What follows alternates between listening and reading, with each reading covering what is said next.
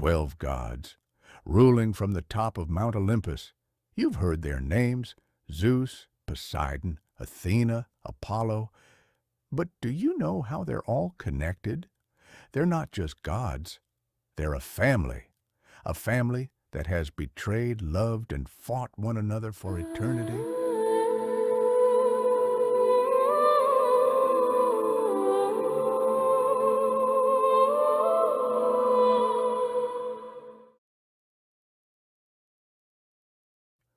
At the top sits Zeus, the ruler of the sky and thunder. He was the youngest son of the Titan Cronus and Rhea. Cronus, terrified that his children would overthrow him, swallowed each of them at birth, until Rhea hid baby Zeus and gave Cronus a stone instead. When Zeus grew up, he forced his father to spit out his siblings: Poseidon, Hades, Hera, Demeter, and Hestia. Together, they defeated the Titans and claimed the world.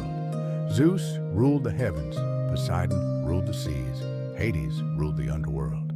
But Zeus's reign was far from peaceful. He was powerful, but flawed, known for his endless affairs with both goddesses and mortal women. His thunderbolts could destroy armies, but his emotions often caused more storms than the weather ever could. Zeus's wife and sister was Hera, the goddess of marriage and family. You'd think the goddess of marriage would live in peace. But Hera's life was filled with betrayal. Zeus's countless affairs drove her to jealousy and rage. She punished his lovers and even their children, the most famous being Heracles. But Hera wasn't just vengeful. She was powerful in her own right, respected by gods and feared by mortals. She symbolized loyalty, justice, and the sacred bond of marriage, even when her own husband failed to honor it.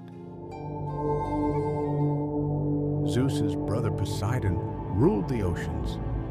With his trident, he could summon storms, cause earthquakes, or calm the waters. Sailors prayed to him before every voyage. Poseidon was known for his temper, quick to rage, but also fiercely proud. When the city of Athens was being founded, he and Athena both wanted to be its patron god. Poseidon struck the ground and created a spring of salt water. Athena offered an olive tree, a symbol of peace and prosperity.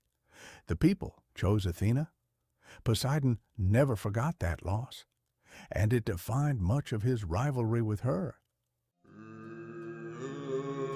The third brother, Hades, drew the short lot and became ruler of the underworld, the land of the dead. But unlike popular belief, Hades wasn't evil. He didn't torture souls. He simply maintained balance, life and death, reward and punishment. His most famous tale is his love for Persephone, daughter of Demeter. Hades took her to his realm, and though Demeter's grief froze the earth, Persephone later chose to return for part of each year, creating the seasons. Hades rarely left his dark throne, but his presence was always felt, a reminder that even gods must face death's silence someday. Demeter, sister of Zeus and Hades, was the goddess of the harvest. She was gentle and kind, but her love for her daughter Persephone changed the world. When Hades took Persephone, Demeter's grief stopped crops from growing. Zeus finally intervened, and a deal was struck. Persephone would spend part of the year in the underworld and part with her mother. When she returns, Demeter makes the world bloom, spring and summer. When she leaves, Demeter mourns, autumn and winter. Every season, the world remembers their story. Athena was one of Zeus's most extraordinary children, born not from a mother, but from Zeus's head itself, fully grown and armored. She was the goddess of wisdom, strategy, and war. But unlike Ares, She valued intelligence over chaos. Athena helped heroes like Perseus defeat Medusa, guided Odysseus on his journey home, and even tamed Pegasus. She represented balance, the power of knowledge over impulse, calm, just, and precise, yet never to be underestimated. While Athena symbolized strategy, Ares represented the chaos of battle. He was the god of bloodlust, unpredictable and violent. Even the gods found him unbearable. Ares loved Aphrodite, the goddess of beauty, though she was married to Hephaistus. Their affair became one of Olympus's most scandalous tales. Ares wasn't just a destroyer, he also represented courage and raw emotion. But his endless thirst for conflict made him a god few truly respected. The sun itself bows to him, Apollo, god of light, music, prophecy, and truth. But Apollo's brilliance was more than sunlight. It was knowledge. When he slew the serpent Python, guardian of the oracle at Delphi, he didn't just kill a monster. He claimed dominion over truth itself. When he fell in love with Cassandra of Troy, he gifted her the power to see the future.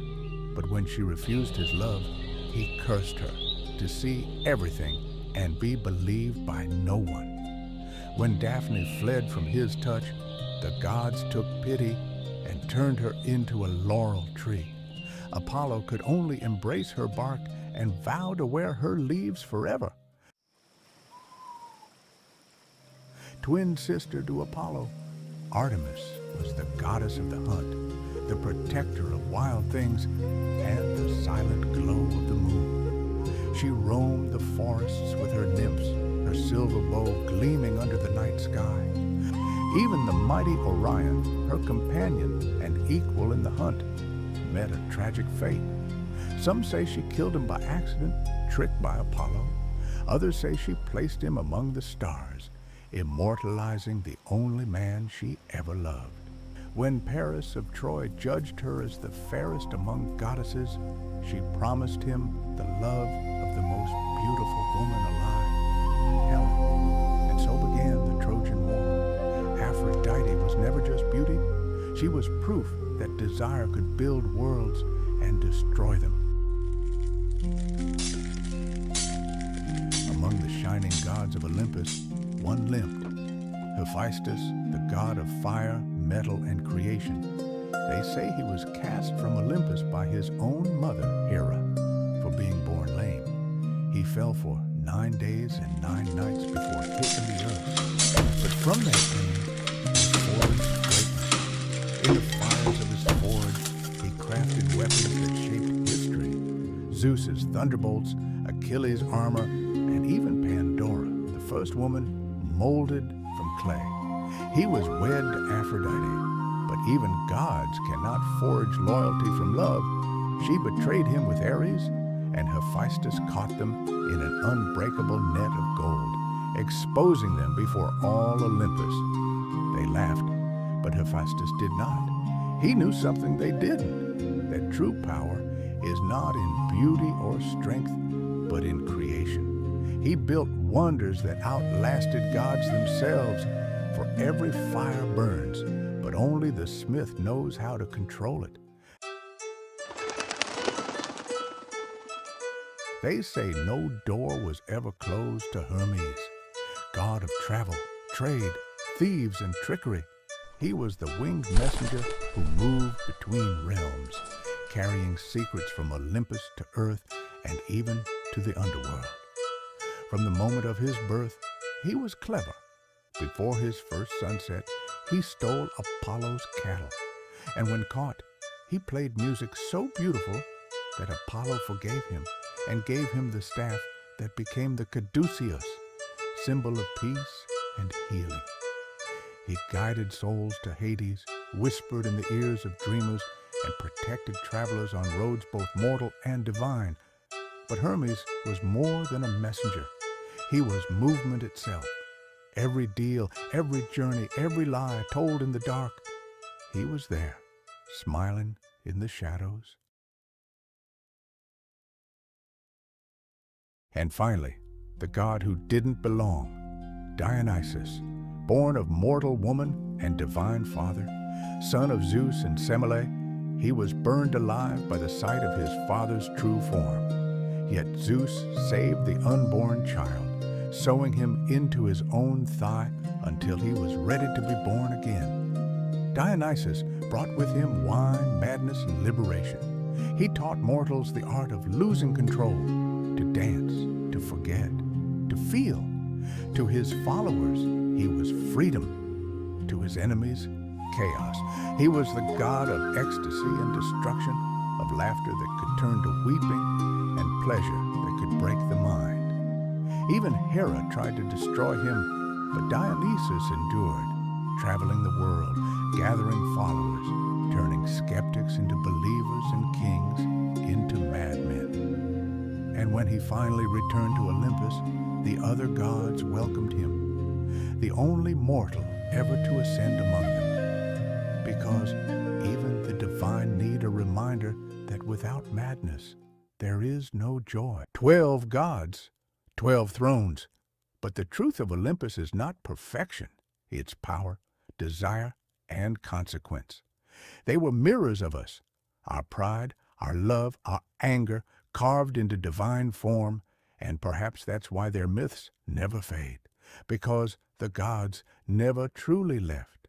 They live in every storm, every dream, every act of defiance against fate.